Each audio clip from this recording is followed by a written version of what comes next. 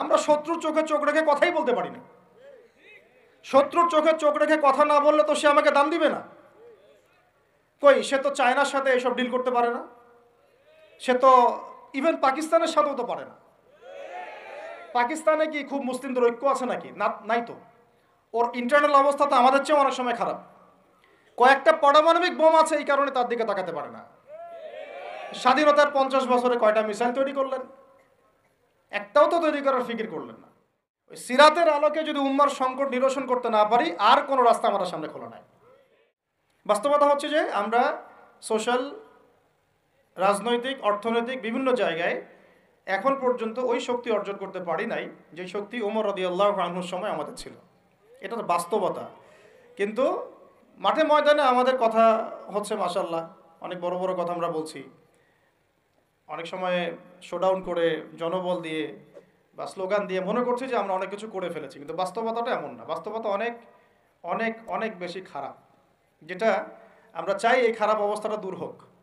এই জন্যে আলোচনাগুলো আসা উচিত। বাস্তবতা হচ্ছে আবেগ দিয়ে দিন প্রতিষ্ঠা হবে না। আবেগের দরকার আছে, তবে আবেগের উপরে বিবেককে স্থান দিতে হবে এবং খুব ডিপ্লোম্যাটিক হতে হবে, বাস্তবতা বুঝতে হবে, প্রজ্ঞা হিকমার সাথে আমাদেরকে আগাতে হবে। অনেক সময় মনে হচ্ছে আমাদের সংখ্যা অনেক, কোটি কোটি, 12 কোটি 14 কোটি। আসল যুদ্ধক্ষেত্রেই দেখা যাবে আসলে আমাদের সংখ্যা আসলেই কত। ঠিক আছে? তো মূল জায়গায় আসি আবার, আমি একটু ভিতরে চলে যাচ্ছি যে আমরা যদি একটা একটা কাজকে ইবাদত মনে করি, সেই কাজটা ইবাদত হিসেবে গণ্য হওয়ার জন্যও 3টা শর্ত আমাকে পূরণ করতে হচ্ছে। আল্লাহ পাকের সন্তুষ্টির জন্যে, 2 হচ্ছে সেই কাজটা করতে গিয়ে, আমার ইবাদত করতে গিয়ে আমার রিজিকটা অবশ্যই হালাল হতে হবে। এই দুটোতেই আমরা আটকে গেছি। কিন্তু কারাগারে আমাদের ওলামায়ে কেরামগণ বসেছিলেন, তারা আলোচনা করছিলেন যে আমরা সবাই এক সেলে বসে আছি, আসলে কি সমস্যা? সবাই সমস্যা নিয়ে মোজাকারা করছেন আর কি। সমস্যাটা কি, কি হলো? তো নাম বলতে চাচ্ছি না, আমাদের অনেক শ্রদ্ধেয় ওলামায়ে কেরাম তাদের অনেকেই বলেছিলেন যে মনে হয় ইখলাস ঠিক নাই, মনে হয় ইখলাস ঠিক নাই। হ্যাঁ, যদি ইখলাস ঠিক না থাকে কাজে বরকত আসবে না। ইখলাস কি? শুধু আল্লাহর জন্য করব, যাই করি শুধু আল্লাহর জন্য করব, মানুষকে দেখানোর জন্য না, জনপ্রিয়তা পাওয়ার জন্য না, মানুষের বাহবার জন্য না। এমনকি আমি যদি চাই বাংলাদেশে শরিয়া আইন কায়েম হোক, সেটা চাবো আল্লাহর জন্যে, আমি ক্ষমতায় গিয়ে কায়েম করবো এই জন্য না। এটা আল্লাহ পাক XYZ যে কাউকে দিয়ে করাইতে পারেন। সেটা আমি হইতে পারি, আপনি হইতে পারেন, যে কেউ হতে পারে।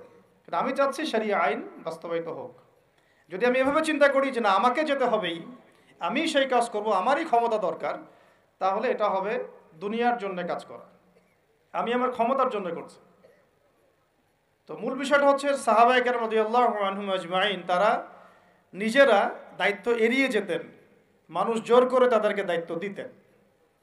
এর ফলে কাজে বরকত হতো, ইখলাস ঠিক থাকতো।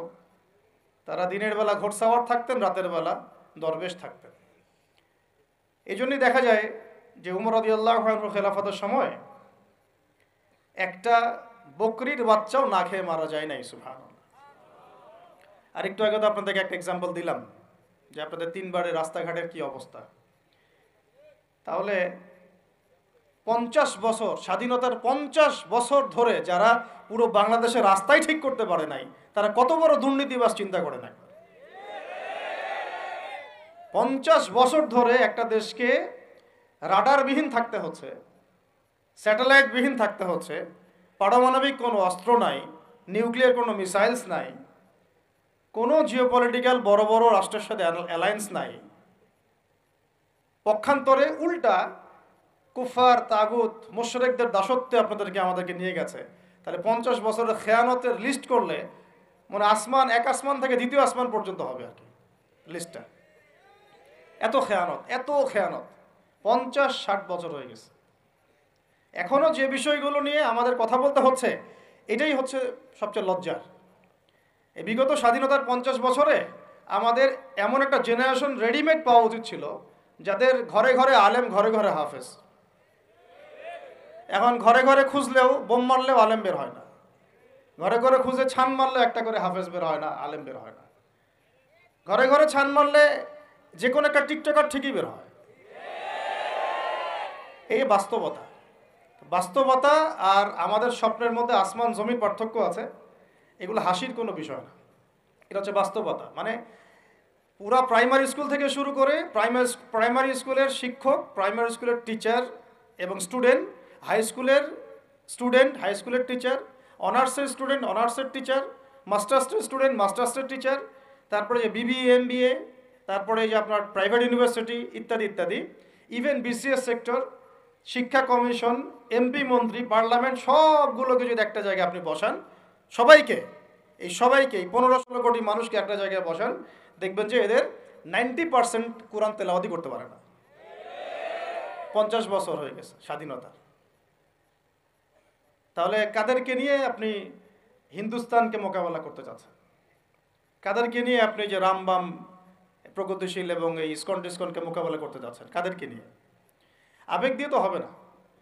আর তাদের ব্যাপারটা তো এতই স্ট্রং, তারা তো এমনভাবে তাদের মানে আগ্রাসন লালন করছে যে ওরা যদি পারতো এখন পুরো বাংলাদেশটাকে ওদের মানচিত্রভুক্ত করে ফেলতো। ষড়যন্ত্র কিন্তু এই পর্যন্ত, এটা আমরা বুঝি আর না বুঝি। আর আমরা তো খুব সাম্প্রদায়িক সম্প্রীতির বয়ান দিচ্ছি এখন আর কি। বিগত সময়ে কিছু রাজনীতি হয়েছে জঙ্গিবাদ শব্দ দিয়ে রাজনীতি করা হয়েছে। এটা থাকুক আর না থাকুক, বায়বীয়ভাবে একটা প্রতিষ্ঠা করার চেষ্টা করা হয়েছে, এটা দিয়ে রাজনীতি করা হয়েছে। সবাই সবার স্বার্থে কথাটাকে ব্যবহার করেছে। আসলে এটা একটা বায়বীয় শব্দ ছিল, কোনো অস্তিত্ব নাই। এখন রাজনীতি করা হচ্ছে নতুন করে সংখ্যালঘু শব্দ দিয়ে। কি দিয়ে? সংখ্যালঘু। তো সংখ্যালঘু শব্দ দিয়ে যে রাজনীতি করা হয়, তো সংখ্যালঘু যারা, তারা সংখ্যাগুরু কমিউনিটির মধ্যে সাইফুর রহমানকে এভাবে দিনে দুপুরে কুপিয়ে হত্যা করে কিভাবে? আমরা তো সংখ্যাগরিষ্ঠ, তো সংখ্যাগরিষ্ঠ মানুষের মধ্যে একজনকে সংখ্যালঘু একজন হত্যা করে কিভাবে? এর আগে ফরিদপুরে হয়েছে, আমরা তখনও সাম্প্রদায়িক সম্প্রীতির বলি আওড়াইলাম। চট্টগ্রামে হইল, এখনও সাম্প্রদায়িক সম্প্রীতির বলি আওড়াচ্ছি। ঠিক আছে? এবং আমাদের সবাইকে বোঝানো হচ্ছে যে সবাই শান্ত থাকেন, কেউ কোনো রকমের টু শব্দ করবেন। আচ্ছা, করলাম না, টু শব্দ করলাম না, শান্ত থাকলাম, ধৈর্য ধরলাম, ঠিক আছে। এরপরে যদি আরো 10 জনকে মারা হয় তখন? তখন আপনি আমাকে গ্যারান্টি দেন যে মারা হবে না। আপনারা আমাদেরকে গ্যারান্টি দেন যে মারা হবে না। যদি মারা হয় তখন? আপনি বলছেন মারা হবে না ইনশাআল্লাহ, ঠিক আছে, যদি মারা হয় তখন? এখন আমি ধৈর্য ধরলাম, এখন আমি সাম্প্রদায়িক সম্প্রীতির কথা বললাম, এখন আমরা চুপ থাকলাম, কেউ অ্যাগ্রেসিভ কোনো ভূমিকায় গেলাম না, এবং যাওয়া উচিত না, ঠিক আছে, খালাস। আর আপনি আমাকে গ্যারান্টি দেন এই ঘটনাগুলো আগামীতে ঘটবে না। প্রশাসন গ্যারান্টি দেন, সরকারে যারা আছেন গ্যারান্টি দেন। দিতে পারবেন? যদি দিতে না পারেন, কেন পারবেন না? যদি দিতে না পারেন তাহলে গ্যারান্টি কেন দিতে পারবেন না? তার মানে আপনার প্রশাসন ফেল করেছে এখানে।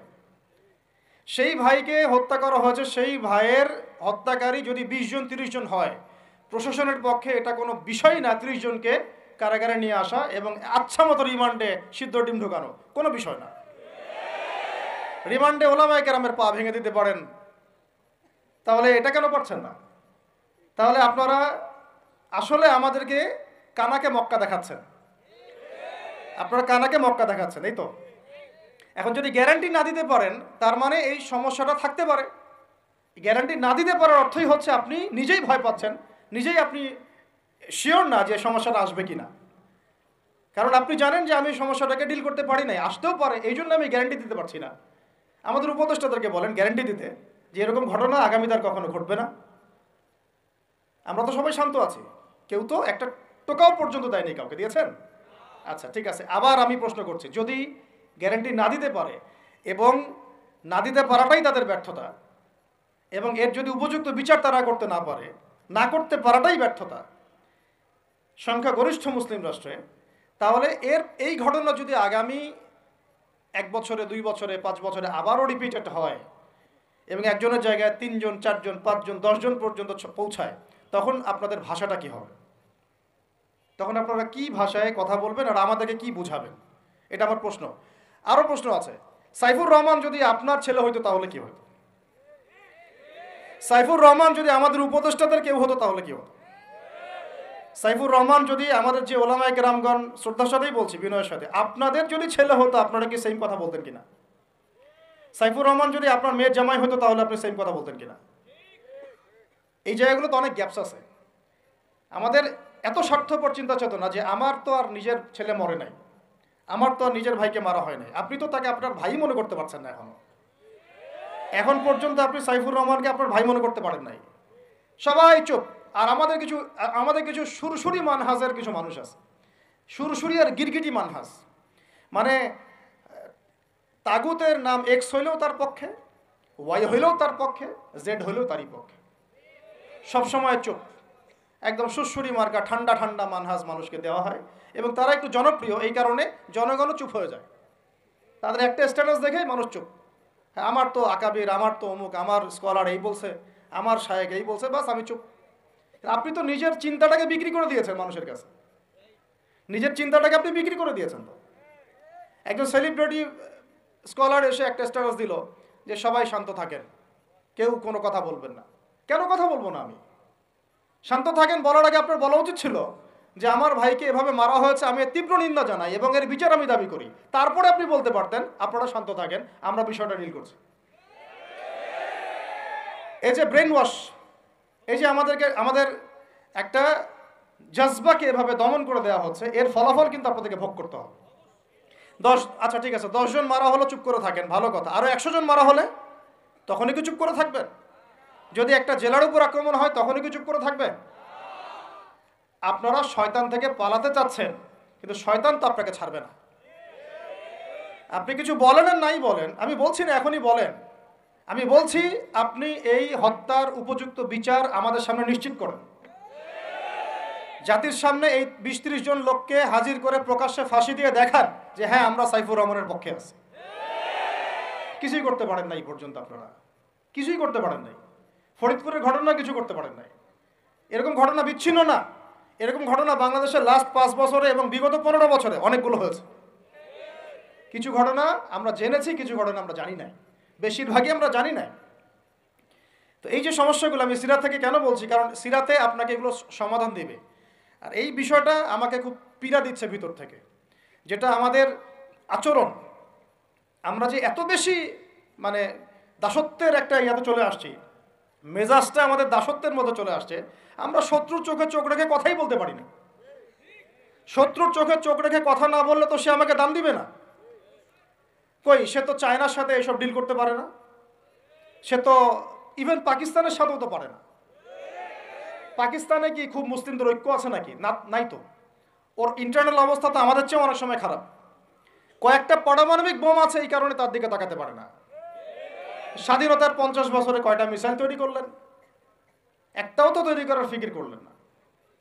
তাহলে বিগত 50 বছরের ইতিহাস যদি আমরা ঘাঁটি, তাহলে দেখব যে যত রকমের মানব রচিত তন্ত্রমন্ত্র আছে, এই তথাকথিত গণতন্ত্রই বলেন, আর এই জাতীয়তাবাদের কথাই বলেন, আর এই তথাকথিত ধর্মনিরপেক্ষতাবাদ, আর এই কমিউনিজম যা আছে সব ফেল করেছে।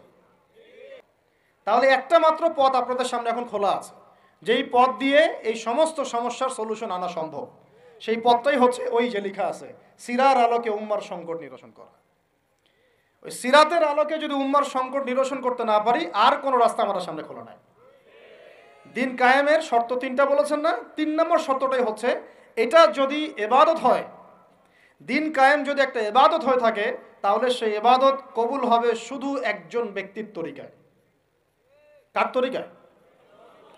মুহাম্মদ রাসূলুল্লাহ সাল্লাল্লাহু আলাইহি ওয়াসাল্লামের তরিকায়। ইবাদত হতে হবে এক আল্লাহর জন্যে, হালাল রিজিক থাকতে হবে এবং তরিকা হতে হবে কার? মুহাম্মদ রাসূলুল্লাহ সাল্লাল্লাহু আলাইহি ওয়াসাল্লাম। তো মুহাম্মদ সাল্লাল্লাহু আলাইহি ওয়াসাল্লামের তরিকাই হচ্ছে সিরাত, যেটার মধ্য দিয়ে আমরা দিন কায়েম করব ইনশাআল্লাহ। আর কোনো রাস্তা খোলা নাই। যত তন্ত্রমন্ত্র নিয়ে আসো, যত তন্ত্রমন্ত্র, এখন তো 4টা-5টা আছে, আরও যদি নতুন কোনো তন্ত্রমন্ত্র নিয়ে আসে, তারপরেও এই জাতির মুক্তির কোনো পথ নাই সিরাত ছাড়া। এখন আমাদেরকে আগে সিরাত পড়তে হবে ভাই, সবাইকে আগে সিরাতটা পড়তে হবে। সিরাত পড়লে পরে আপনারা বুঝতে পারবেন যে ইনশাআল্লাহ তাআলা কোন পথে আমাদেরকে হাঁটতে হবে। এখানে টপিক অনেক ডিপ দেওয়া হয়েছে, অত ডিপে গেলে আমাদের সারা রাত চলে যাবে। আমি শুধু ভাষা কয়েকটা পয়েন্ট বলতেছি, একটু মনোযোগ দেন। নবী সাল্লাল্লাহু আলাইহি ওয়াসাল্লাম যখন থেকে কাজ শুরু করেছেন, কাজ বলতে আমি দাওয়াতের কাজ বোঝাচ্ছি, তখনকার সমাজটা কিন্তু আমাদের মতো এতটাও মানে কমফোর্টেবল ছিল না। একটা অমুসলিম রাষ্ট্রে তিনি দাওয়াতের কাজ শুরু করেছেন। মক্কা কি ছিল? একটা মুসলিম রাষ্ট্র না অমুসলিম রাষ্ট্র?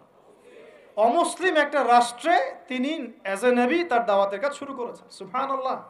এবং তিনি সেই রাষ্ট্রের একজন পরিচিত ব্যক্তিত্ব, যাকে আস-সাদিক আল আমিন বলে ডাকা হয়, যার আগেও কোনো গুনাহ নাই, পরেও কোনো গুনাহ নাই। এমন একজন ব্যক্তিত্ব তিনি, যার আগেও কোনো গুনাহ নাই, পরেও কোনো গুনাহ নাই, এবং তিনি একটা অমুসলিম রাষ্ট্রে ওহী প্রাপ্ত হয়ে দাওয়াতের কাজ শুরু করলেন। আর আমরা তো মুসলিম রাষ্ট্রে বসে আছি, আমরা তো মক্কায় নাই। আমরা কি মক্কায় আছি? আমরা তো মক্কায় নাই। যদি মক্কায় না থাকি তাহলে এরকম নতজানু পররাষ্ট্রনীতি কেন? আমরা যদি মক্কার মতো পরিবেশে না থাকি তাহলে এত নতজানু পররাষ্ট্রনীতি কেন? তাহলে ভারতের মধ্যে আমাদের যে মুসলিম ভাইরা আছে তারা কি করবে? তাহলে ভারতে যে মুসলিম ভাইরা আছে তারা কি করবে? তারা কি ওদের পা ধরে ইয়ে করবে, সালাম করবে? হিন্দুদের পা ধরে সালাম করবে? বলেন তো। আমরা তো একটা মুসলিম রাষ্ট্রে আছি, তো মুসলিম রাষ্ট্রে থাকতে এত নতজানু পররাষ্ট্রনীতি কেন? এত দাসত্বের শৃঙ্খল কেন? তো তিনি দাওয়াতের কাজ শুরু করেছেন প্রথম কি দিয়ে, এটা একটা ফ্যাক্ট। আমরা আসলে আলোচনাগুলো আপনাদের চাইতে তাদের শোনা দরকার, যারা আলোচনা যারা করে আর কি। মানে আমি চাই বেশি বেশি তাদের সাথে কনভারসেশন করতে, যারা উম্মাকে নিয়ে ফিকির করেন, দাওয়াতের কাজ করতে চান, বা মুআল্লিম বা আলেম বা হাফেজ, তাদের সাথে কথা বলা দরকার। তাদেরকে আগে বোঝানো দরকার বিষয়গুলো। অনেকেই বুঝেন না। অনেকে বায়াবিও দাওয়াতি কাজ করছেন উইদাউট এনি প্ল্যাটফর্ম। অনেকে দাওয়াতি কাজ করছেন উইদাউট এনি কানেকশন উইথ ওলামা। আলেমদের সাথে কোনো কানেকশন নাই, দাওয়াতের কাজ করতে আসেন, একটা বায়াবিও প্ল্যাটফর্ম ক্রিয়েট করে রাখতেছেন। কথা বলছি না, আমি আপনাদেরকে পুরা পথ পদ্ধতি এখানে গিলায় খাওয়াই দিতে পারবো, কিন্তু বিশ্বাস করেন গিলে খাওয়ার পরে আপনি কিছুই করতে পারবেন না। কেন পারবেন না? আপনার কোনো অ্যাসোসিয়েশন নাই, কোনো ফাউন্ডেশন নাই, কোনো সংগঠন নাই, কোনো রাজনৈতিক ক্ষমতা নাই, কোনো রাজনৈতিক দলও নাই, রাজনৈতিক কোনো অ্যাপ্রোচও নাই। কিন্তু একটা সেকুলার রাজনৈতিক দল আপনার চেয়ে ভালো ফিল্ড ওয়ার্ক করতে পারবে, কারণ তার চেইন অফ কমান্ড আছে। আমাদের তাওহীদপন্থীদের কোনো চেইন অফ কমান্ডই নাই। বলে আসতেছি বিগত 5 বছর 10 বছর থেকে একই বয়ান, মাথায় ঢুকে না জিনিসটা, যে চেইন অফ কমান্ড বলে একটা কিছু আছে। যেখানে একজন আমির নাই, যেখানে একজন ইমারা নাই, একটা আমির নাই, আস-সামউ ওয়া তাআ নাই, বায়আ নাই, যেখানে শুনলাম মানলাম আনুগত্য করলাম, আমির মামুর জামাআ ইমারা এগুলো নাই, সেখানে তো চেইন অফ কমান্ড আসবে না। তাবলীগ জামাত কাজ করছে না? করছে কি না? একটা শুরা পর্ষদ আছে না, শুরায়ে নিজামি আছে না, আমির আছে না, কাজ করতেছে, ফলাফল পাচ্ছে মাশাআল্লাহ। জামাত ইসলাম কাজ করছে না? একটা চেইন অফ কমান্ড আছে, প্রত্যেকটা জেলায় জেলায় শাখা আছে, তারা তাদের উপরের লেভেল থেকে কোনো ডিরেকশন আসলে সেটাকে রুট লেভেলে বাস্তবায়ন করছে। তারপরে ধরেন যে ইভেন এই যে আওয়ামী লীগ যে চলে গেল, তার একটা চেইন অফ কমান্ড ছিল না? ছিল কি না? উপরে যে বলতো জঙ্গি, নিচের ওই ব্যক্তিও বলতো হ্যাঁ এই জঙ্গি, এমন একটা চেইন অফ কমান্ড ওদের ছিল না? এখন বিএনপি যারা রাজনীতি করতেছে ওদের নাই? আছে। এখন আপনি বলেন যে ইসলামপন্থীদের রাজনৈতিক দল কয়টা? একটা আছে আমাদের শাসনতন্ত্র, একটা হচ্ছে হেফাজতে ইসলাম, আর কি হেফাজতে ইসলাম তো আসলে কোনো রাজনৈতিক ব্যাকগ্রাউন্ড থেকে আসে নাই, এটা এসেছে, আপনারা তো জানেন হিস্ট্রি, কোন প্রেক্ষাপটে এটা তৈরি হয়েছে, শাপলা চত্বরে ঘটনা, তাই না? আর জামাত ইসলাম। আর কথা হচ্ছে যে আমাদের তো মানে পৃথক পৃথক প্ল্যাটফর্মগুলোর মধ্যে একটা ঐক্যবদ্ধ সমন্বয় সবার আগে দরকার, তারপরে আমাদের একটা বৃহত্তর চেইন অফ কমান্ড দরকার। তখন কি হতো যে উপর থেকে একটা কিছু ছেড়ে দিলে একদম নিচ পর্যন্ত আসতে সময় লাগতো না। এখন এগুলোর বাইরে আবার যারা চান যে না, কোরআন এবং হাদিস, ইসলামী ইমারা, শরিয়া এগুলো বাস্তবায়ন হবে, দাওয়াতের সাথে সাথে জিহাদ থাকতে হবে, এবং আমরা কোনো গণতন্ত্র, সেকুলারিজম এইসব পশ্চিমা আদর্শে যাব না, তারা ফেসবুকে বায়োবিও ঘুরে বেড়াচ্ছেন। সবাই ফেসবুকে বায়োবিও ঘুরে বেড়াচ্ছেন, ইউটিউবে ইন্ডিভিজুয়ালি কাজ করছেন, সবার নিজস্ব স্বতন্ত্র মার্কাস, মাকতাবা ইত্যাদি ইত্যাদি, কোনো সমন্বিত প্রয়াস নাই। এইভাবে তো হবে না। এইভাবে কি হবে? সর্বোচ্চ এককভাবে কিছু দাওয়াত দেওয়া যাবে, কিন্তু নবী সাল্লাল্লাহু আলাইহি ওয়াসাল্লাম ওহী প্রাপ্ত হওয়ার পরেই দাওয়াতের যে কাজ শুরু করলেন, এটাই চেইন অফ কমান্ড। সুবহানাল্লাহ। একটা জামার মধ্যে তিনি সবাইকে নিয়ে আসছেন। খেয়াল করে দেখেন, প্রথম ওহী আসলো কি সংক্রান্ত? ইকরা বিসমি রাব্বিকাল্লাযী খালাক, এই তো। পড়ুন আপনার রবের নামে যিনি আপনাকে সৃষ্টি করেছেন। তো পড়া, তিনি কি পড়তে পারতেন? তিনি তো পড়তেও পারতেন না।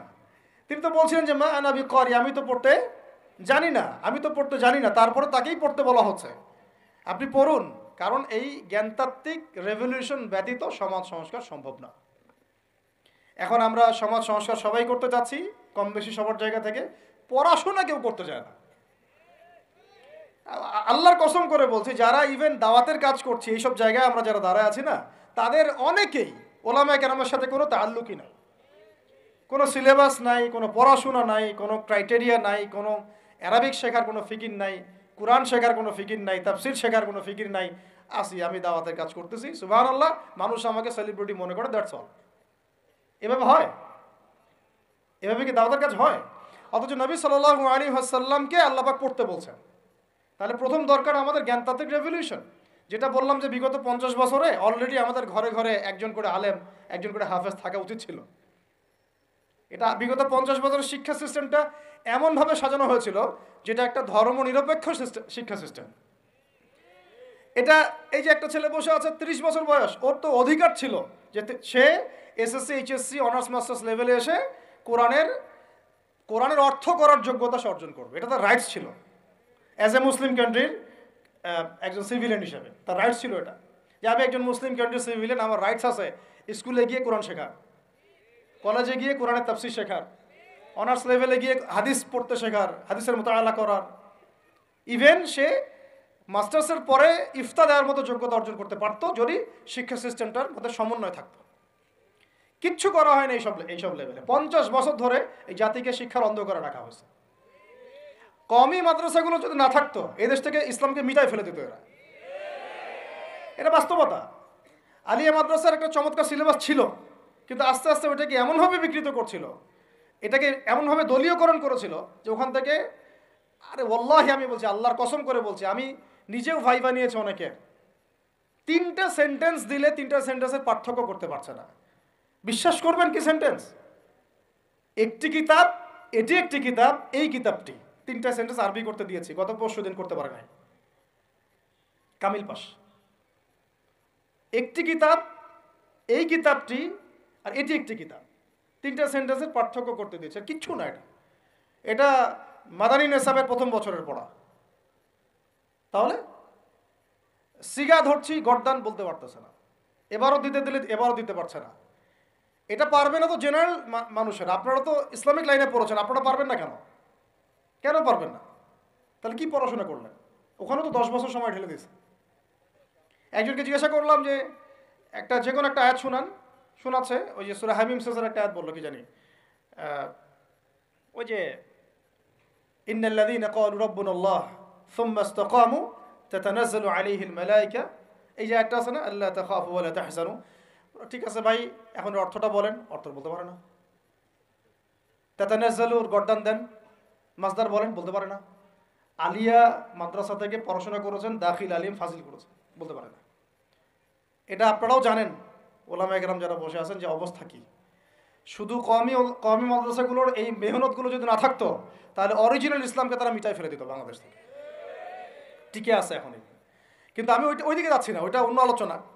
এটা আমাদের ভিতরের কথা হচ্ছে, একজন জেনারেল শিক্ষিত ছেলে যে এদেশের মুসলিম নাগরিক, তার রাইটস আছে প্রাইমারি স্কুলে সে কোরআন তেলাওয়াত করা শিখবে। শিখতে পারে নাই কেন? কেন পারে নাই? পিতা মাতাও তো মাশাআল্লাহ সুবহানাল্লাহ সেই কোয়ালিটির। ছেলে 10 বছরে কিছু শিখুক না শিখুক, বাংলা ইংরেজি অঙ্ক তাকে শিখতে হবে। কোরআন হাদিস এগুলো তো কোনো বিষয় না।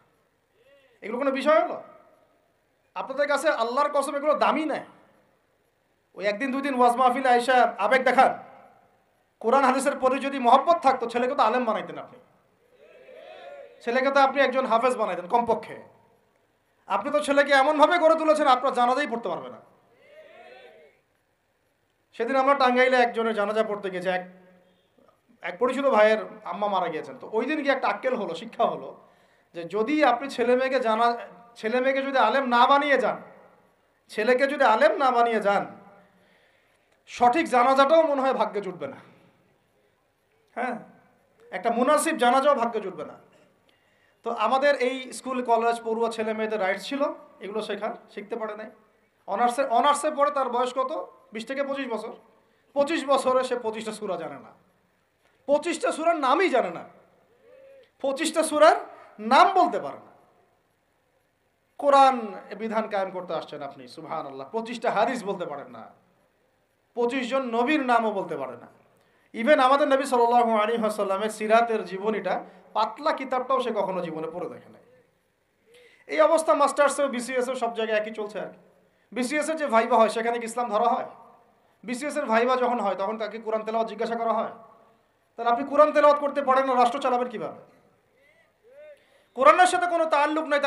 তার মানে আপনাদের কনসেপ্ট হচ্ছে রাষ্ট্র আলাদা, কোরআন আলাদা, মানে রাষ্ট্র চালাতে কোরআন লাগে না, আপনার কনসেপ্ট এটাই। হ্যাঁ, না হলে তো কোরআনটা আপনি আনতেন সিলেবাসে, তাফসির আনতেন, হাদিস আনতেন, সিরাত আনতেন। আপনার কনসেপ্ট হচ্ছে রাষ্ট্র আলাদা, কোরআন আলাদা, হাদিস আলাদা, এগুলো পড়াশোনা আলাদা, ব্যাংকিং সিস্টেম, ইকোনমিক্স আলাদা, ইসলাম আলাদা, তাই না? রাজনীতি আলাদা, ইসলাম আলাদা, তারপরে সংস্কৃতি আলাদা, ইসলাম আলাদা, শিক্ষানীতি আলাদা, ইসলাম আলাদা। এই কনসেপ্ট হচ্ছে এদেশের 90% মানুষের কনসেপ্ট। এরা সবাই শিরকের মধ্যে আছে, আল্লাহর কসম করে বলতেছে, এরা সবাই শিরকের মধ্যে আছে।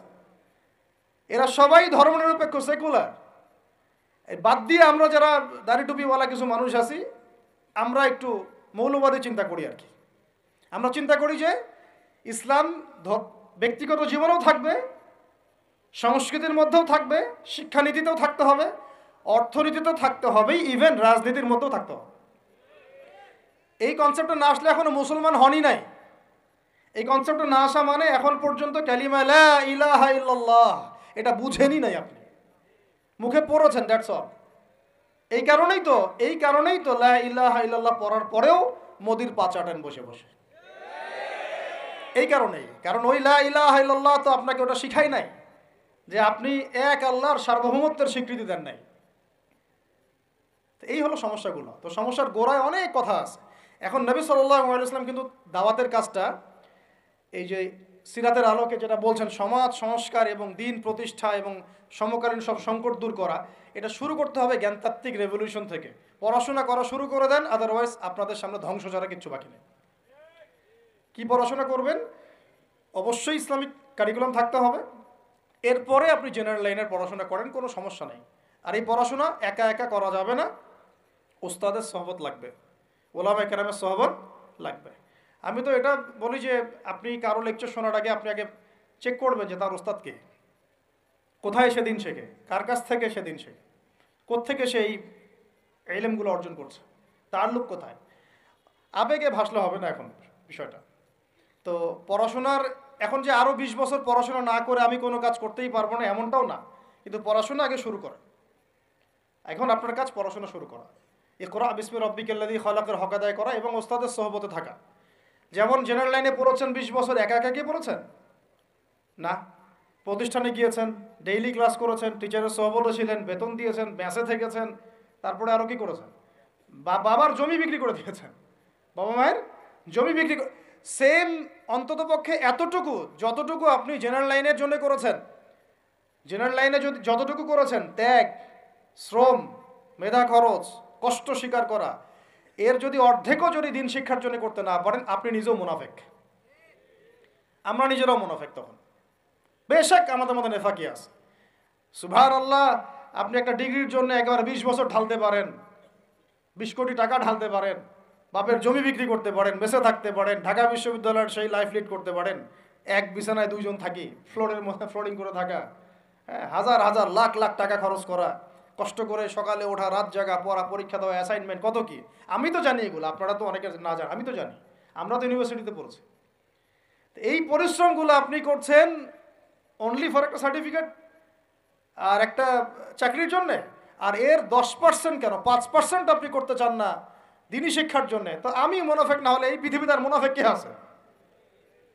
তো এই মুনাফেকদেরকে দিয়ে আপনি দিন কায়েম করবেন নাকি? শোনেন, আবেগ দিয়ে বিপ্লব হয়। আবেগ দিয়ে কি হয়? আবেগ দিয়ে বিপ্লব হতে পারে, আবেগ দিয়ে শরিয়া খিলাফা কায়েম হয় না। আবেগই হয়ে একটা বিপ্লব হতে পারে, কিন্তু আবেগ দিয়ে শুধু আবেগ দিয়ে শরিয়া খিলাফা কায়েম হবে না। শরিয়া খিলাফা কায়েম হয়েছে কাদের হাতে? সাহাবীদের হাতে। কাদের হাতে? আমাদের জিন্দেগি যখন সাহাবীওয়ালা হবে তখন শরিয়া কায়েম হবে। চল, পড়াশোনা করে না, সাহাবীওয়ালা জিন্দেগি কিভাবে যাপন করবে? ওলামায়ে কেরামের সাথে তাআল্লুক নাই, সাহাবীওয়ালা জীবন কিভাবে যাপন করবে? নামাজের ঠিক নাই, সাহাবীওয়ালা জীবন হইল কিভাবে? কোরআন তেলাওয়াত করতে পারেন না, সাহাবীওয়ালা জীবন হইল? দিনের জন্য আমর বিল মারুফ নাহি আনিল মুনকারের কাজ নাই, ওই যোগ্যতাও নাই, তাহলে সাহাবীওয়ালা জীবন হইল কি? চেহারা সুরতের মধ্যে ইসলাম নাই, সুন্নতের প্রতি পাবন্দি নাই, সাহাবীওয়ালা জিন্দেগি হলো কি? সাহাবীদের হাতে বদর যুদ্ধ হয়েছে, জয়লাভ করেছে। উহুদ প্রায় জিতেইছি, এটা জিতেই বলা যায়, সাময়িক বিপর্যয় হয়েছে। খন্দক, খায়বার, মুতা, ইয়ারমুক কাঁপিয়ে দিয়েছে কারা? সাহাবীরা। তো সাহাবীওয়ালা ইমান, সাহাবীওয়ালা আমল, সাহাবীওয়ালা আখলাক, সাহাবীওয়ালা মেহনত হলে পরে বাংলার মাটিতে দিন কায়েম হবে। চল, না হওয়া পর্যন্ত এই লাভঝাপ করতে থাকা, আজকে এই বিষয়ে কালকে ওই বিষয়ে, আজকে এই ইস্যু কালকে এই ইস্যু, এগুলোই চলতে থাকবে। আমরা এটা চাই না। আমরা চাই এখন যেহেতু দাওয়াতের একটা সুবর্ণ সুযোগ আমাদের সামনে এসেছে, এখন যেহেতু আল্লাহ পাক, এটা আল্লাহ পাকের রহমত, এখানে সবাই ক্রেডিট নেওয়ার প্রতিযোগিতায় লিপ্ত আছে। আমার ক্রেডিটে হয়েছে, আমি এই করেছি, আমি সেই করেছি। এখন তো এমন দেখা যাচ্ছে যে ওই সময় কিছু বলেও নাই, সেও এসে এখন প্রধান উপদেষ্টার পাশ আটতেছে বসে বসে। কি সুবহানাল্লাহ! মানে রক্ত দিল এক ভাই, মানে বছরের পর বছর কারাগারে পচে মরল একদল, বছরের পর বছর, দিনের পর দিন, মাসের পর মাস আয়না ঘরে ধুকে ধুকে মরল আর একদল। ঠিক আছে, বললাম তখন থেকে বের হলে কেউ সুস্থ থাকে না। বছরের পর বছর মামলা মোকদ্দমা হচ্ছে একদল, এক একজনের ঘাড়ে তিনটা, চারটা, পাঁচটা, 10টা, 20টা করে মামলা। হ্যাঁ, তারপরে বছরের পর বছর এই ফ্যাসিজমের বিরুদ্ধে দাঁড়ানোর কারণে দেশ থেকে বিতাড়িত হয়েছে একদল, হয় নাই? শাপলা চত্বরে রক্ত দিয়েছে আর একদল। তারপরে এই ছাত্র ভাইদের হাজার হাজার পঙ্গু হয়ে পড়ে আছে বিভিন্ন জায়গায় আর একদল, আর শত শত মানুষ রাস্তায় প্রাণ দিল আর একদল, আর উড়ে এসে জুড়ে ক্ষমতায় বসলো আর একদল। সার্কাস চলতেছে। এবং এখন তাদের লেজুর ভিত্তি করতেছে আরেক দল, তাদের লেজুর ভিত্তি করতেছে নতুন আর একটা সম্প্রদায়, নতুন এক প্রাণী। তা চক্ষুর লজ্জাও নাই এদের, চক্ষুর লজ্জাটুকুও না। আগে যখন এক তাগুত ছিল তখন তার পাশ আটতো, সুবহানাল্লাহ, এবং ওই তাগুতের এগেনস্টে যদি কেউ কথা বলতো তাকে বলতো খারেজি। কি বলতো? আগে যে তাগুত ছিল তার পা চাটতো আর কি, এবং তার এগেনস্টে যদি কেউ কথা বলতো তখন ওই তাগুতের দালালি করে মানুষকে বলতো খারেজি, অমুক গোষ্ঠী তমুক গোষ্ঠী। হ্যাঁ, তারপরে যখন এই বিদ্রোহগুলো হতে হতে হতে বিদ্রোহ করা বলতে আবার হারাম। বিদ্রোহ করা কি? বিদ্রোহ করা হারাম, রাষ্ট্রের সরকারের বিরুদ্ধে প্রতিবাদ করা হারাম, নাজায়েজ, করলে হবে খারেজি। কিন্তু ছাত্র ভাইরা যখন আন্দোলন করে ওই সরকারকে পতন ঘটায় দিল, তখন আবার নতুন যে সরকার আসছে ওর পা চাটা আবার ফরজ। কি বুঝলেন? কি বুঝলেন? এই চলতেছে। আবার বুঝাই, এক তাগুত ছিল, সেই তাগুত আল্লাহ বিরোধী কাজ করত, কিছু ভাই এর প্রতিবাদ করত, যারা প্রতিবাদ করতো ওদেরকে এরা বলতো খারেজি, এদের মানহাজ ঠিক নাই, আকীদা ঠিক নাই, এরা উগ্র, ইত্যাদি ইত্যাদি। এবং তাদের কারণেই কিন্তু এই ভাইগুলোকে আয়না করে যেতে হয়েছে। এটা খোলামেলা বলে দিলাম, এদের কারণেই এই ভাইদেরকে কোথায় যেতে হয়েছে? আয়না করে যেতে হয়েছে। তারপরে ছাত্র ভাইরা দেখা গেল যে বিপ্লব করে, প্রতিবাদ করে একদম এই সরকার ফেলে দিল। ফেলে দেওয়ার পরে যখন আবার নতুন কেউ আসলো, তখন এই নতুন যারা আসলো তাদের পাচাটা আবার ফরজ হয়ে গেল। তখন হইল ফতোয়া কি? সরকার আনুগত্য করা ফরজ। এই চলতেছে। ইসলাম শিখতেছেন এদের কাছ থেকে আপনারা অনেকেই। যাক, আমি এগুলো বলতে গেলে একটু হাইপার হয়ে যায়, আল্লাহ পাক মাফ করেন। আস্তাগফিরুল্লাহ আল্লাযী লা ইলাহা ইল্লা হুয়াল হাইয়ুল কাইয়ুম ওয়া আতুবু ইলাইহি। মূল পয়েন্টে আসি, অনেক লম্বা আলোচনা করতে পারবো না। এই শুরুটা করবেন কোত্থেকে বলেন? না, শুরুটা করবেন একবার ইখলাস ঠিক রাখা। দিন কায়েম করব সিরাতের পদ্ধতিতে, অন্য কোনো পদ্ধতি আছে? আব্রাহাম লিঙ্কনের পদ্ধতি চলবে? কার্ল মার্কসের পদ্ধতি চলবে? ওই চীনের মাও সেতুংয়ের পদ্ধতি চলবে? ওই ইতালির মুসোলিনির পদ্ধতি চলবে? কার পদ্ধতিতে দিন কায়েম করব? একমাত্র মুহাম্মদ রাসূলুল্লাহ সাল্লাল্লাহু আলাইহি ওয়াসাল্লামের শেখানো সিরাতের সুন্নতেই আগাতে হবে। এখন আগাতে গিয়ে প্রথম কাজ আপনার আমার কি? ইখলাস ঠিক রাখা, রিজিক হালাল করা, নবীর তরিকা ফলো করা, তারপরে দ্বীনের ইলম অর্জন করা। একা একা ইলম অর্জন করবেন? উলামায়ে কেরাম খুঁজে বের করবেন। ওলামায়ে কেরাম সব জায়গাতেই আছে আলহামদুলিল্লাহ, এটা আমাদের সৌভাগ্য। আর আপনি দেখবেন যে কারা নিজেদেরকে জাহির করে না, মুহাক্কিক ওলামায়ে কেরাম নিজেকে জাহির করেন না। হকপন্থী ওলামায়ে কেরাম যারা, তারা নিজেদেরকে এভাবে জাহির করেন না, এজহার করেন না যে আমি এত বড় পণ্ডিত, আসো আমার কাছে, এইভাবে তারা কথা বলেন না। তা বরং তারা নিজেদেরকে আড়াল করে চলেন, তারা বিনয়ী হন। এবং আপনারা দেখবেন না যে আহলে ফেসবুক ওয়াল জামায়াতের মধ্যে কার পপুলারিটি বেশি, এইটা দেখতে যাবেন না। আপনারা দেখতে যাবেন বড় বড় ওলামায়ে কেরাম কার পিছনে ছোটেন। মুহাক্কিক আলেম খুঁজবেন কিভাবে? আপনি দেখবেন না যে অমুক ভাই তমুক ভাই, আমাদের এই ভাইরা কার পিছনে ছোটে, বরং আপনি দেখবেন যে হ্যাঁ, বড় বড় ওলামায়ে কেরামগণ কার পিছনে ছোটেন, এবং সেই মূল উৎস থেকে জ্ঞান অর্জন করার চেষ্টা করবেন ইনশাআল্লাহ, তৌফিক দান করেন, আমিন। এটা ছাড়া আপনারা জ্ঞান অর্জন হবে না, এবং জ্ঞানের সাথে যে আদব সেটাও শিখতে পারবেন না, আদবের সাথে তাআল্লুক হচ্ছে তাসাউফের, সেটাও শিখতে পারবেন না, এবং তাসকিয়ার, এই তাসকিয়া অর্জন হবে না। আল্লাহ পাক আমাদেরকে তাসকিয়া অর্জন করে তৌফিক দান করেন। ইলম শিখবো, তারপরে কাজ হচ্ছে আমাদের আমল বাড়িয়ে দেওয়া। আল্লাহ নবী সাল্লাল্লাহু আলাইহি ওয়াসাল্লাম সাহাবায়ে কেরামকে শুধু জ্ঞান শিখতেন নাকি আমলও করতেন? সবচেয়ে বেশি পরহেজগার ব্যক্তি কে এই উম্মতের মধ্যে বলেন? আমাদের নবী সাল্লাল্লাহু আলাইহি ওয়াসাল্লাম। হ্যাঁ, তিনি তো অবশ্যই। তারপরে আবু বকর রাদিয়াল্লাহু আনহু, ওমর ইবনুল খাত্তাব, আলী ইবনে আবি তালিব, উসমান বিন আফফান রাদিয়াল্লাহু আনহু আজমাইন, প্রত্যেক সাহাবী। তো সাহাবীদের আমল একটু দেখেন, সারাদিন রাত তারা কেমন কি করতেন, কিভাবে কাটাতেন। আমরা আমাদের দিনের একটা বড় অংশ অপচয় করি, নষ্ট করি। তারা সময় নষ্ট করতেন না, বরং তারা প্রত্যেকটা সময়কে কাজে লাগাতেন। প্রত্যেক দিন একদিন ওই হাদিসটা আপনারা তো জানেন, একদিন নবী সাল্লাল্লাহু আলাইহি ওয়াসাল্লাম বললেন, আজকে জামাতের সাথে নামাজগুলো পড়েছে কে? আবু বকর রাদিয়াল্লাহু আনহু হাত তুললেন, আমি পড়েছি। আজকে সদকা করেছে কে? আমি। আজকে সওম রেখেছে কে? আমি। আজকে জানাজায় শরীক হয়েছে কে? আমি। এরকম অনেকগুলো আমলের কথা নবীজি বললেন, সবগুলোই দেখা গেল আবু বকর রাদিয়াল্লাহু আনহু করেছেন। সুবহানাল্লাহ, একদিনে সব আমল। এভাবে তারা দিন কাটাতেন। আপনি আর আমি যদি জুমার দিনে মসজিদে আসি তাহলে তো সমস্যা ভাই, আমাদের দ্বারা তো হবে না। আল্লাহ পাক আমাদেরকে যেন ইসলাহ করার তৌফিক দান করেন, আমিন। আমল বাড়িয়ে দেওয়া। এবার দেখেন, এবার এই জায়গাটুকু বুঝেন, নবী সাল্লাল্লাহু আলাইহি ওয়াসাল্লাম দাওয়াতের কাজ শুরু করে প্রথমেই প্রকাশ্যে দাওয়াত কিন্তু দেন নাই। প্রথমে তিনি 3 বছর, কত বছর? তিনটা বছর তিনি গোপনে দাওয়াত দিয়েছেন। কত বছর? 3 বছর গোপনে দাওয়াত দিয়েছেন। এখন এই গোপনে দাওয়াত দেওয়ার পরিবেশ আমাদের এখানে দরকার নাই। কেন নাই? কারণ আমাদের এখানে স্পষ্ট দাওয়াত হয়ে গেছে না? এখন তো আমাদের এখানে মক্কার মতো অবস্থা না যে আবার প্রথম 3 বছর গোপনে দাওয়াত দিতে হবে কি? এখন আরো বরং প্রকাশ্যে দাওয়াত দিতে হবে, আলহামদুলিল্লাহ।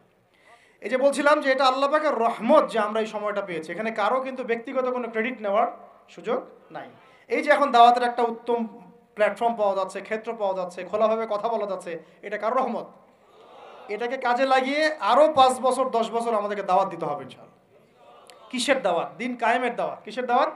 ইসলাম ব্যক্তি জীবনে আছে, ইসলামকে এখন নিয়ে যেতে হবে সমাজে, ইসলামকে নিয়ে যেতে হবে অর্থনীতিতে, ইসলামকে নিতে হবে রাজনীতির মধ্যে।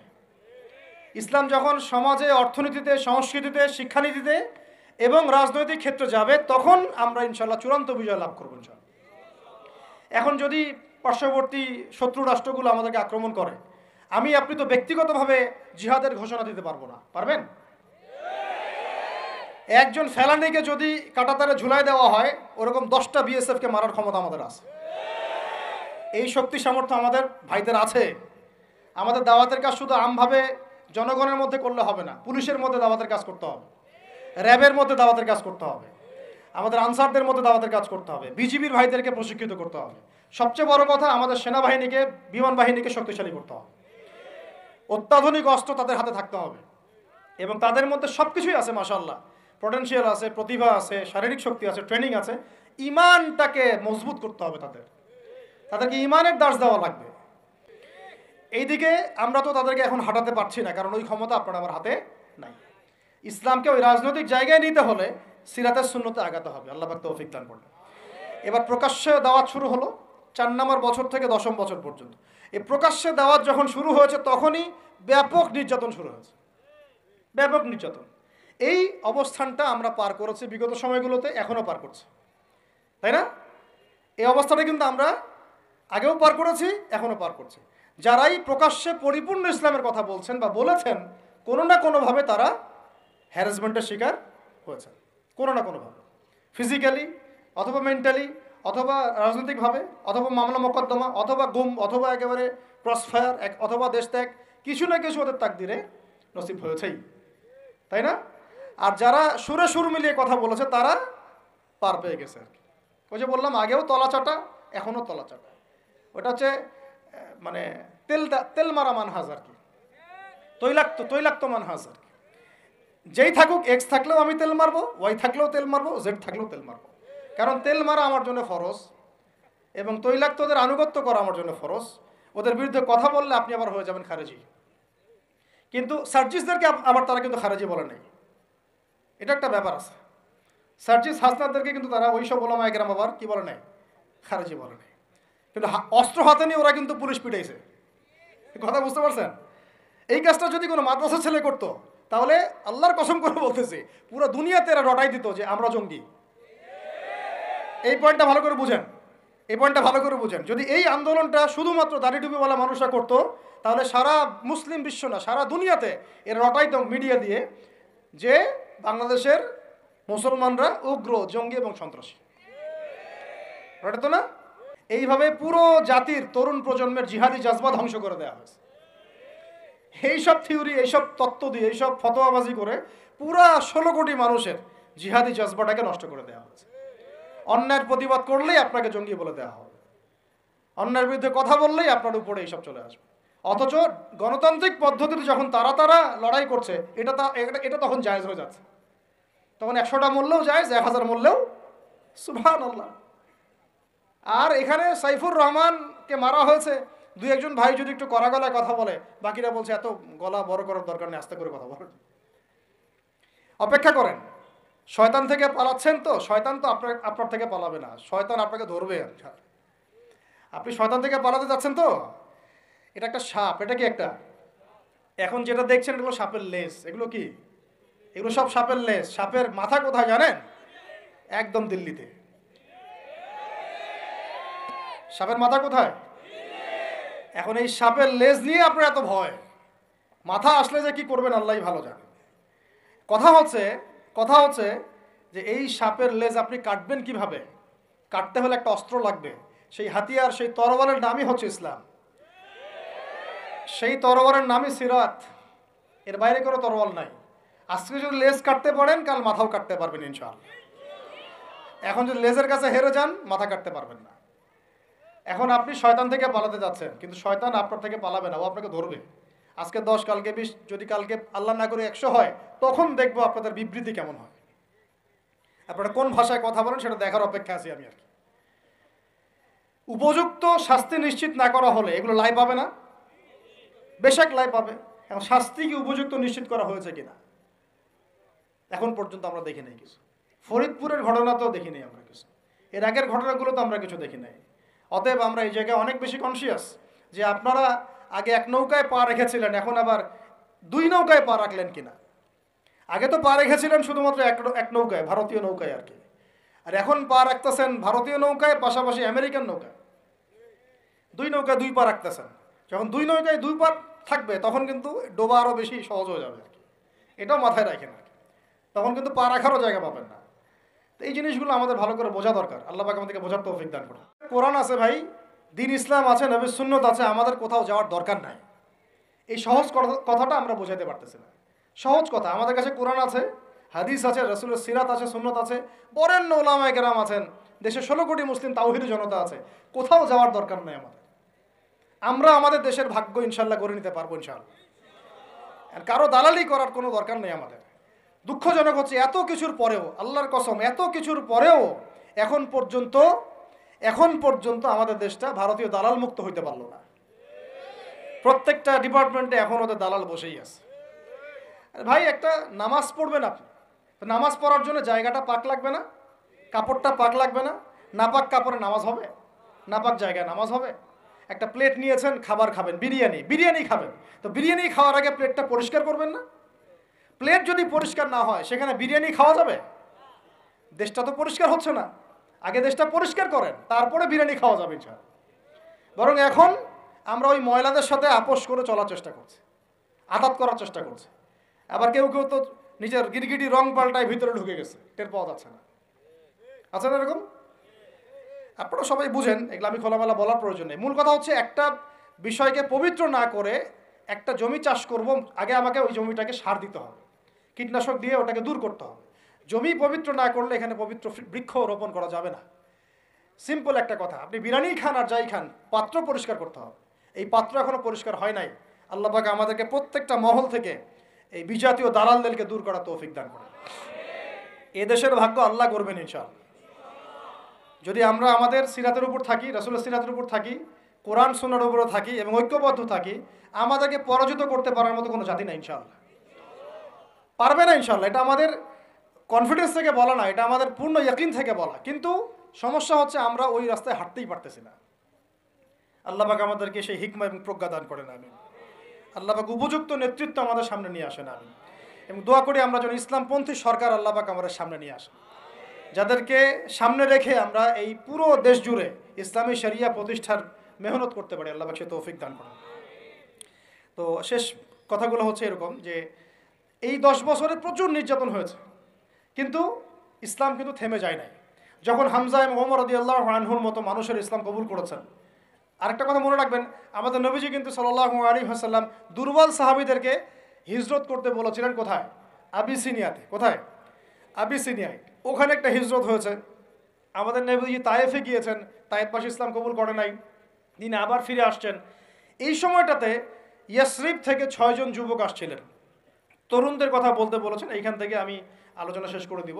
এখানে ইয়াসরিব থেকে 6 জন যুবক, তরুণ যুবক এসে ইসলামের গতিপথটাকে ঘুরিয়ে দিয়েছে। এটা তরুণরা একটু ভালো করে বুঝবেন। মক্কায় কত বছর ছিলাম আমরা? 13 বছর। কত বছর? 13 বছর। এই 13 বছরে কিন্তু আমাদের কোনো রাজনৈতিক ক্ষমতা ছিল না। ছিল? কোনো রাজনৈতিক ক্ষমতা ছিল না, এমনকি কোনো সামাজিক ক্ষমতা আমাদের ছিল না। আমরা দাওয়াতের কাজ করছিলাম, তাবলীগের মেহনত করছিলাম, এবং তাজকিয়া অর্জন হচ্ছিল, কোরআন শেখানো হচ্ছিল, দারুল আরকামে দিনের মোজাকারা প্র্যাকটিস হচ্ছে। আমাদের কিন্তু কোনো রাজনৈতিক ভিত্তি মক্কায় নাই। এই কারণে মক্কাতে কিন্তু সশস্ত্র জিহাদেরও আয়াত নাজিল হয় না। হয়েছে? হয় নাই। মদিনায়, এখন মদিনা থেকে যখন 6 জন যুবক আসলেন, এই 6 জন যুবকের নেতার নাম আসাদ বিন জুরারাহ রাদিয়াল্লাহু আনহু। তো তিনি এসে যখন বায়াত করছেন নবীর কাছে, তো তিনি আগে থেকে জানতেন যে শেষ জামানায় একজন নবী আসবে। কি আসবে? ওই 6 জন যুবক আগে থেকে জানতেন যে শেষ জামানায় একজন নবী আসবেন কুরাইশদের সবচেয়ে বড় গোত্র থেকে, এবং যার নাম হবে আহমেদ। কি নাম হবে? এটা তারা কোত্থেকে জানছেন? আগের তাওরাত ইনজিলে লেখা আছে। আগের তাওরাতে ইনজিলে লেখা আছে। এই জন্য আমরা বলি যে শেষ জামানার জ্ঞান অর্জন করাটা খুব জরুরি, না হলে আমরা কখন কি হচ্ছে এটা মোটটা বুঝতে পারবো না। এই পড়াশোনাগুলো আমাদের সিলেবাস থেকে আমরা উঠিয়ে দিয়েছি। আর আপনাদের শিক্ষা সিস্টেমে তো নাই, জেনারেলদের মধ্যে তো নাই। এখানে তো বললাম 25 বছরের সিরাতই নাই। যাই হোক, আল্লাহ পাক যেন এমন শিক্ষানীতি আমাদেরকে প্রণয়ন করার তৌফিক দান করেন, যার মধ্য দিয়ে একজন ব্যক্তি উভয় শিক্ষা শিক্ষিত হবে ইনশাআল্লাহ। সম্ভব ইনশাআল্লাহ, এটা অসম্ভব কিছু না। আল্লাহ পাক আমাদেরকে তৌফিক দিলে আমরা করে দেখাবো ইনশাআল্লাহ। এগুলো আমরা চাপাবাজি করতেছি না, আমরা কোনো চাপাবাজ আলোচক না। এটা চাপাবাজি কোনো কথা না, আমরা করে দেখাতে পারবো ইনশাআল্লাহ। করে দেখানো আমাদের কাছে এটা ইনশাআল্লাহ 5 বছরের বিষয়। পুরা দেশের শিক্ষা সিস্টেম চেঞ্জ করে দেওয়া 5 বছরের বিষয়, কিচ্ছু দরকার নেই, ফ্রি অফ কস্ট। এরপরে আসেন, এই যে ইয়াসরিবের 6 জন যুবক, তারা যখন ইসলাম কবুল করে চলে গেল, তারা বসে থাকে নাই। যুবকরা এটা ভালো করে শুনে, তারা ইসলাম কবুল করার পরে কেউ বসে থাকে নাই। তারা দাওয়াতের কাজ করতে থাকলেন মদিনায় গিয়ে। কোথায়? মক্কাও অমুসলিম রাষ্ট্র, মদিনাও কি তখন? তখন কিন্তু অমুসলিম রাষ্ট্র, তখন কিন্তু সবাই মদিনার ইসলাম কবুল করে নাই। আর আমরা বসে আছি বাংলাদেশে মুসলিম রাষ্ট্রে, তাও দাওয়াতের কাজ নাই। কথা বুঝতে পারছেন? তারা অমুসলিম রাষ্ট্রে নিজের জীবনের ঝুঁকি নিয়ে, তারা তো তখন সবাই কাফের, মুশরিক, তাই না, মূর্তি পূজারী, তাদের মধ্যে দাওয়াতের কাজ করেছে। যেমন ভারত একটা রাষ্ট্র, এটা একেবারে মূর্তি পূজারী রাষ্ট্র। তো এইরকম রাষ্ট্রে তারা দাওয়াতের কাজ করেছেন, তাওহীদের কালিমা লা ইলাহা ইল্লাল্লাহর কথা বলেছেন। আর আমাদের এই দেশে কথা বলতেই কলিজা কাঁপে। বিষয়টা বুঝতে পারেন, তারা সাহাবীদের সাথে আমাদের কত পার্থক্য, তাই না? তো তারা ওই মদিনায় এবার দাওয়াতের কাজ করতে থাকলেন। আর দাওয়াতের কাজ করতে করতে পরের বছর 12 জনকে ইসলাম কবুল করালেন। কতজন? এবার 12 জন মিলে আবার আসছেন পরের বছর আকাবার বায়াতে। এই 12 জনকে নবী সাল্লাল্লাহু আলাইহি ওয়াসাল্লাম বায়াত করালেন। বায়াত একটা কিন্তু গুরুত্বপূর্ণ বিষয় ইসলামে। আপনি মুখে মুখে একজনকে ভালোবাসেন, হ্যাঁ অমুক আলেমকে আমি খুব ভালোবাসি, অমুক ওস্তাদকে অমুক শায়েখকে আমি খুব ভালোবাসি, কিন্তু আপনি তার হাতে বায়াতবদ্ধ না। এই ভালোবাসা একদিন থাকবে, একদিন নাও থাকতে পারে, ঠিক আছে? কিন্তু আপনি যখন কোনো মুহাক্কিক, কোনো আলেমের কাছে, কোনো বুজুর্গের কাছে, আল্লাহর ওলির কাছে বায়াতবদ্ধ থাকবেন, আপনার জীবনটা একটা গুছানো শৃঙ্খলার মধ্যে থাকবে। তার মাসোয়ারা ছাড়া আপনি ডানে বামে তখন উঠতে পারবেন না। এটা জরুরি জিনিস ছিল, এটা আমরা স্কিপ করেছি।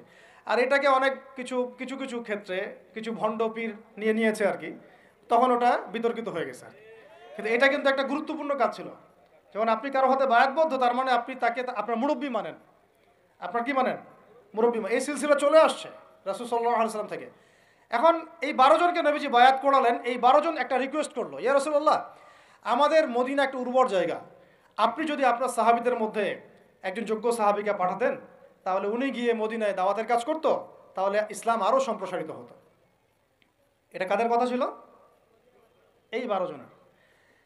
তো এবার নবী সাল্লাল্লাহু আলাইহি সাল্লাম, সুবহানাল্লাহ, আবু বকর রাদিয়াল্লাহু আনহুকে না, উমর রাদিয়াল্লাহু আনহুকেও না, হামজা রাদিয়াল্লাহু আনহুকেও না, হ্যাঁ, আর কে? আব্দুর রহমান বিন আউফ রাদিয়াল্লাহু আনহুকেও না। জান্নাতের সুসংবাদ প্রাপ্ত 10 জন সাহাবী যে লিস্ট আছে, এই লিস্টের কোনো সাহাবীকে তিনি পাঠালেন না। বরং তিনি একজন ধনীর দুলাল ছিলেন, ইসলামের জন্য সব বিসর্জন দিয়েছেন। এমনভাবে বিসর্জন দিয়েছেন যে তার গায়ে ফসকা পড়ে গিয়েছিল। উহুদ যুদ্ধের দিন তাকে দাফন করা হয়েছে শাহাদাতের পরে, মানে কাফনের 2 টুকরা কাপড় পর্যন্ত পাওয়া যায় নাই। কিন্তু তিনি ছিলেন মক্কার ধনীর দুলাল, যার পারফিউমের গন্ধ মানে এক রাস্তা দিয়ে হাঁটলে ওই রাস্তা সবাই পেত যে হ্যাঁ, এটা ওই ব্যক্তির পারফিউম। তার মতো কাপড় আর কারো ছিল না। এত লাক্সারিয়াস লাইফ লিড করতেন, বাংলাদেশের সবচেয়ে কোটিপতি ছেলের মতো মনে করেন। এইরকম ধনীর একজন দুলাল ইসলাম কবুল করার পর তার অবস্থা এমন হয়েছে যে তাকে এক কাপড়ে দাফন করা হয়েছে। সুবহানাল্লাহ। তা উহুদের মাঠে। বিখ্যাত সাহাবী, বিখ্যাত দাঈ ইলাল্লাহ, তার নাম মুসআব বিন উমাইর রাদিয়াল্লাহু আনহু। মুসআব বিন উমাইর নাম মুখস্থ থাকবে তো ইনশাআল্লাহ। এগুলা মুখস্থ করার উচিত। বাংলাদেশের মানুষ মানে কি বলবো, যে জয় বাংলা শব্দটা যতবার বলছে সাল্লাল্লাহু আলাইহি ওয়াসাল্লাম ততবার বলে নাই। এমন একটা জাহালাত। যারা আপনারা ধর্মনিরপেক্ষ রাজনীতি করেন, তারা আপনাদের নেতাদের নাম যতবার নেন, রাসূলের নামও ততবার নেন না। আবার আপনারা যারা ধর্মনিরপেক্ষ রাজনীতি করেন, আপনারা আপনাদের নেতার নাম যতবার নেন দিনে, আল্লাহ রসুলের নামও ততবার নেন না। তাহলে কিভাবে আপনাদের দ্বারা আমাদের কম সফল হবে? কিভাবে সফল হবে? কিভাবে জাতিকে আপনি সফলতার পথ দেখাবেন? তা মুসআব বিন উমাইর রাদিয়াল্লাহু আনহুকে নিয়ে আমাদের গল্প থাকা উচিত ছিল বইয়ের মধ্যে। হ্যাঁ, থাকা উচিত ছিল না? আলাদা কিতাব না হোক, অন্তত একটা চ্যাপ্টার থাকতে পারতো তাকে নিয়ে। ইসলামের ইতিহাসের প্রথম দায়ী মুসআব বিন উমাইর আছে, ওই লারে লাপ্পা আছে বইয়ের মধ্যে, ভংসং এগুলো আছে। এখন যদি এই বিপ্লবের পরে পরিবর্তিত বাংলাদেশেও যদি আমাদেরকে এগুলোই দেখতে হয়, তাহলে তো বলবো যে জেলাও সেই কদু হইল। পরিবর্তিত বাংলাদেশের শিক্ষানীতির মতো যদি এগুলোই থাকে, তাহলে তো বলবো জেলাও সেই কদু হলো। কি পার্থক্য হলো? এগুলো পরিবর্তন করতে হবে। আল্লাহ পাক আমাদের ঊর্ধ্বতন কর্তৃপক্ষকে বোঝার তৌফিক দান করেন। আর যোগ্যদের কথা মূল্যায়ন আপনারা করবেন না, যোগ্যদের কথা মূল্যায়ন করবেন না। রামসাম যদুমধু নিয়ে বসাইছেন সব জায়গায়, কিছুই বোঝে না দেশের রাষ্ট্র অর্থনীতির শিক্ষার, বসে আছে দায়িত্বে। মানে এটা কলেজের ক্যান্টিন নাকি?